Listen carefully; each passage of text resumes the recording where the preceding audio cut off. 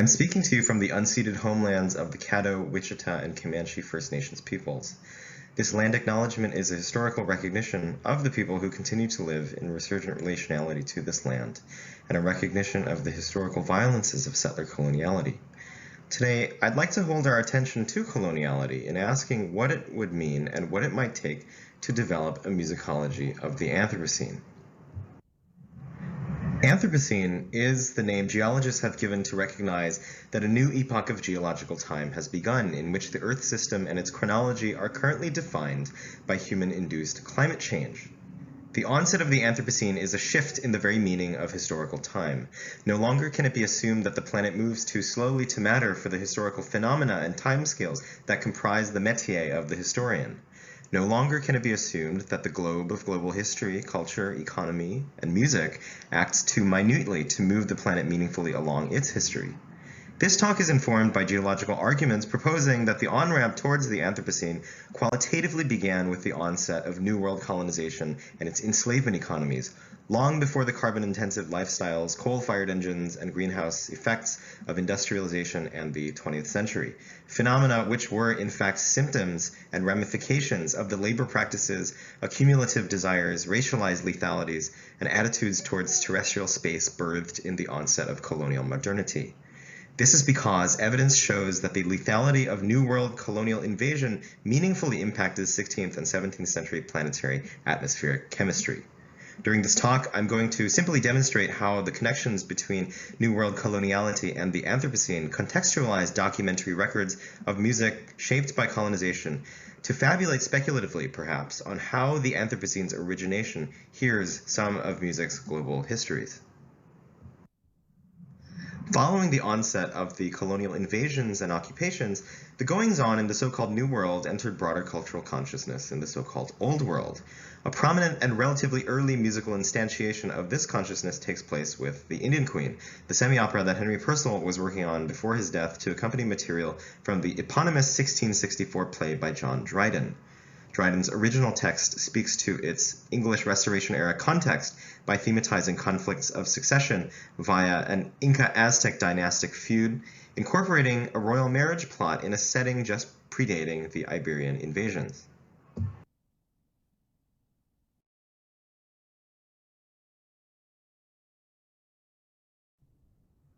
Curtis T. Price calls The Indian Queen a mere Rheingold to Dryden's evidently much more popular 1665 sequel, The Indian Emperor, or The Conquest of Mexico by the Spaniards, which, as the title suggests, dramatizes the Iberian invasions of the Americas and props up the so-called Black Legend of conquistador atrocities.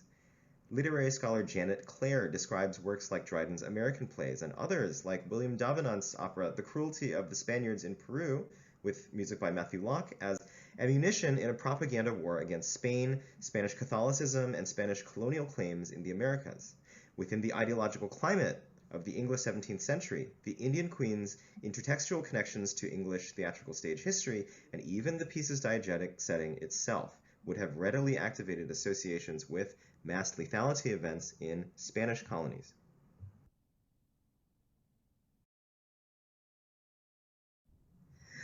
The most notable recent event in the reception history of The Indian Queen is surely opera director Peter Sellers' highly revisionist production in 2014 for the Teatro Real de Madrid, the English National Opera, and the Tchaikovsky Opera. Sellers revamped the story and text to set the production in the bloody decades following the arrival of Iberian colonizers, confronting audiences directly with the topic of colonial violence in the Americas. It sets a collage of musical material from Purcell's oeuvre, incorporating others of Purcell's works interspersed with selections from what he finished of The Indian Queen before his death. For instance, his I Will Sing Unto the Lord, Zimmermann No. 22, which Sellers graphed into the first act. Here, the chorus, comprised of a group of indigenous characters wearing fearful expressions before a firing squad of conquistadors, is coerced into a sung confession.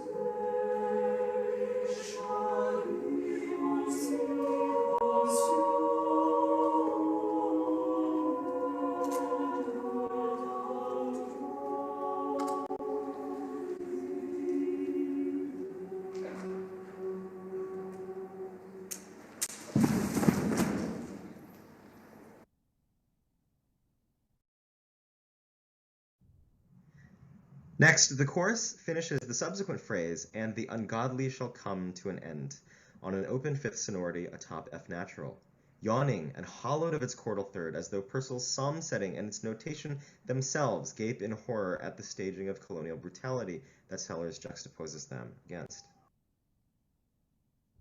Sellers is quoted in the New York Times describing his desire for the production to, quote, open some wounds so that they can be cleaned rather than allow them to fester, end quote.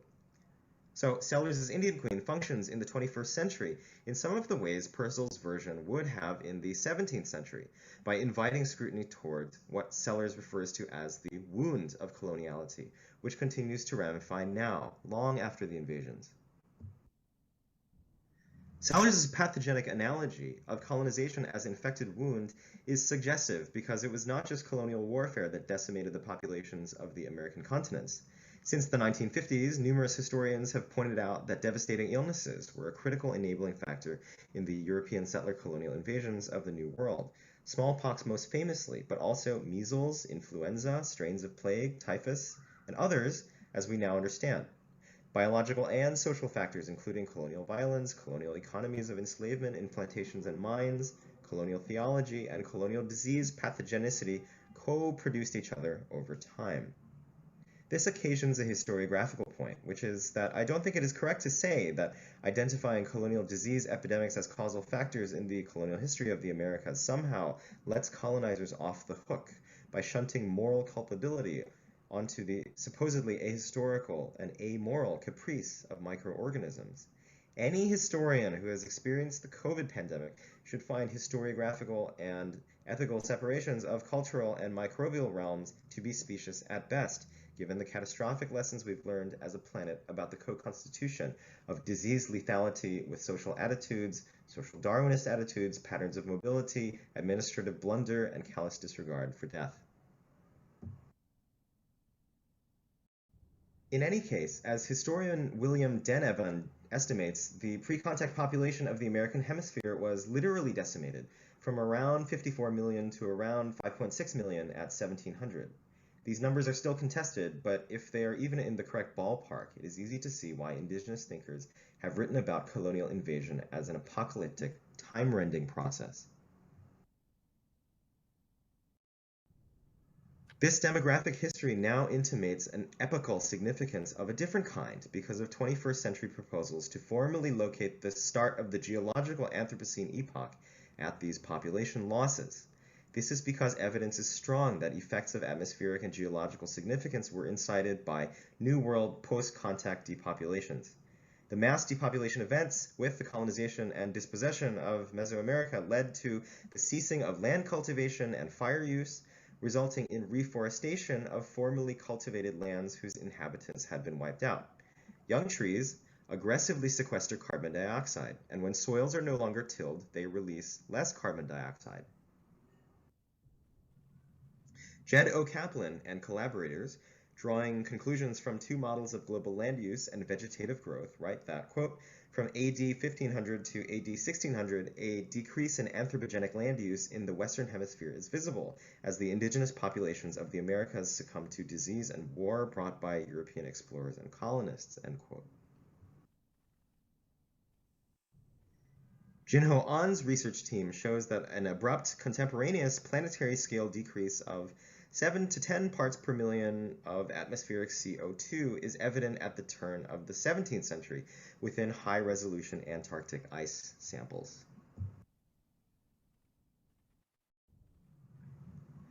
The geological evidence preserved in the archives of Antarctic ice show a low point of carbon dioxide around the year 1610, and data by Marco Rubino and his collaborators suggests that it is noteworthy during the past 2,000 years of atmospheric history.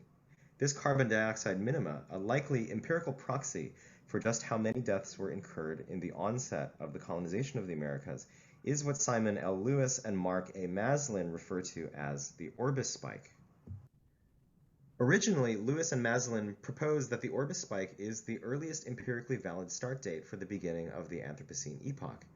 While geologists now prefer to recognize the formal onset of the Anthropocene in the middle 20th century, the Orbis spike proposal deserves continued attention from historians because it says something pivotal for how we got into the climate situation of the present. The Orbis spike marks a crossing in planetary and global histories wherein the lethality of the first century of colonial invasions caused the planet itself to gasp. I consider this characterization to be only slightly metaphorical.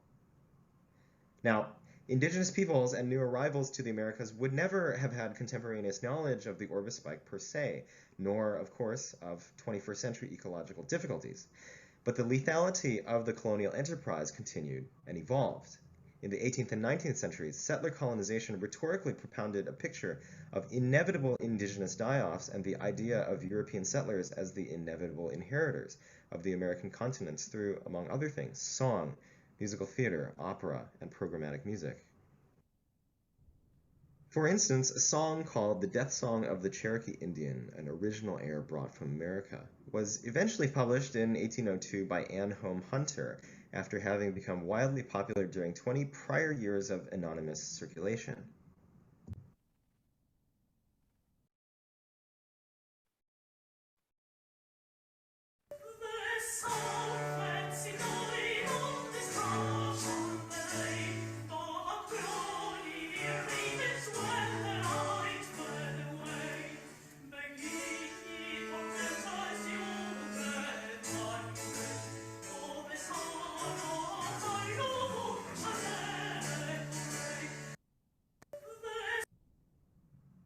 The death song of its title refers to its caricaturing of actual practices by some indigenous American societies of vocalizing and singing during mortality practices. Hunter's music, text, and/or bass line were quoted and repurposed many times in early American colonial musical culture during its years of anonymized circulation. And Julia Hatton's now lost libretto for the evidently extremely popular musical/opera The Songs of Tammany or the Indian Chief, 1794, quotes Hunter's air. This is thought to be the first libretto published by an American woman. Unrelated in musical or textual material, but absolutely related in theme, is Boston composer Hans Graham's Death Song of an Indian Chief. This piece has been identified as the first orchestration printed in the US, as this marginal note shows. These American musical firsts then orbit around propounding the dyingness of indigenous societies, which recall the events and aftermaths of the lethalities responsible for the Orbis spike. And while these 18th century settler renditions of Indian death songs largely associated their indigenous mortalities with defeat in battle, there is also a medical ethnographic archive in the 19th century of death songs being observed in relation mostly to smallpox pandemics. For instance, a Kansas state official named James R. McClure, while helping to take the 1855 census, recorded an encounter with a group of indigenous people. Quote, "When I came near the camp, I observed all the bucks squatted in a circle, chanting in a mournful tone one of their songs, which I afterwards learned was a death song. I afterwards learned that they had buried one of their braves who had died from smallpox. Smallpox had broken out among the Indians and proved very fatal." End quote. So, settler ear witness to native people's death songs also directly related to the pathogens, whose introduction is thought to be partly responsible for the 1610 Orbis spike. An indigenous sonic practice of performing survivorship and resurgence against the apocalyptic, cosmology-shattering conditions of the post-Orbis spike Americas is found in the ghost dance movement. Scholars often characterize ghost dances as demographic, spiritual, and communitarian revitalization movements in the late 19th century in the plains and western United States among numerous societies, aimed at calling upon spiritual powers for population and cultural resurgence and re-strengthening of relationality to land and to companion species like buffalo. James Mooney, the anthropologist who first documented extensively the ghost dance ceremony among Arapaho, Caddo, Comanche, Kiowa, and Paiute communities, forever centralized its musical features when he recorded himself singing a number of the songs he heard, having likely been taught the songs by ghost dance participants he spoke to. Here's one.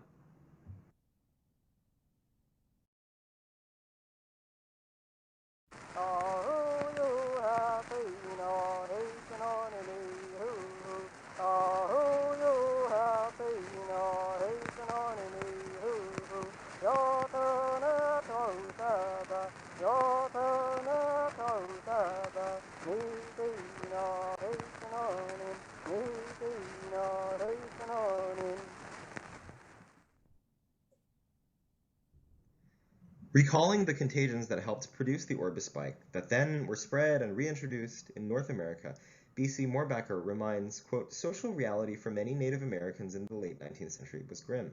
Fatal diseases imported with European immigrants were at epidemic levels among some Indian nations and were devastating populations. Cholera, smallpox, and measles were diseases against which Native people had no resistance, end quote. He further details the multi-species character of settler colonization. The destruction of hunting grounds and the elimination of buffalo and other game and Indian relocation policies were factors that led not only to population losses, but also community fracture and declining participation in cultural forms among many Native North American societies.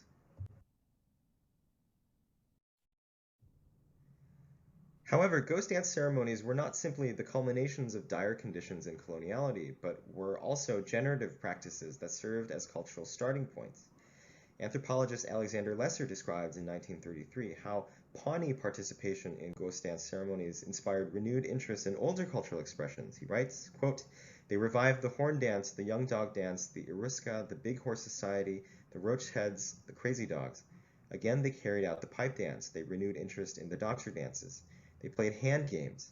In short, the activity of the ghost dance times was not a mere revival of old ways. It became a renaissance of Pawnee culture. End quote. And as Mark Rifkin writes, ghost dance songs bear witness to how, quote, the dynamics of settler colonialism exert force upon but do not define the limit of indigenous possibility, placemaking, and perception, end quote. The Potawatomi climate justice scholar Kyle White clarifies that, quote, though the climate destabilization described in Anthropocene futures may be a distinct ecological challenge for indigenous peoples, we experience it nonetheless as associated with an iteration of patterns of industrial settler strategies and tactics that is very familiar to us from our experiences with and memories of other kinds of anthropogenic environmental change, end quote. Indigenous perspectives tell us things about counter-apocalyptic perdurance and resurgence. With so much mainstream Anthropocene discourse couched in the language of catastrophic climate futures, learning from how indigenous thought faces apocalyptic enviro-social pasts simply could not be more relevant. Musics disclosing the violences of colonial invasion, settlement, and enslavement disclose a yet greater violence than commonly recognized if those global histories lit the fuse towards the increasingly inhospitable Anthropocene Earth. Coloniality requires no supplement, but linking it to the geological magnifies its stakes and insists that a musicology of the Anthropocene heed the Anthropocene's colonial backstory. Telling the story of the trajectory into the Anthropocene via the Orbis spike and connecting it to musical archives positions the Anthropocene as a background analytic for music with seemingly little to do with familiar eco-musicological themes like the sustainability of sound recording and music making or the inscription of environmental pressures upon musicking and soundscapes or the use of musical sound in raising climate awareness.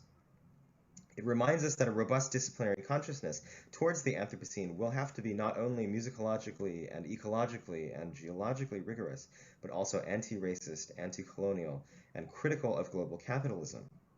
Focalizing how the totality of colonial modernity and its hierarchizing rationalities contributed to the narrative of the Anthropocene with its own slate of horrors may have the character of an unwieldy, monstrous undertaking, but the attempt to deal with the full complexity of the issue is not to be declined due to its scale, even if we can inevitably only address a fraction of this complexity at a time, because we have no choice. Thank you.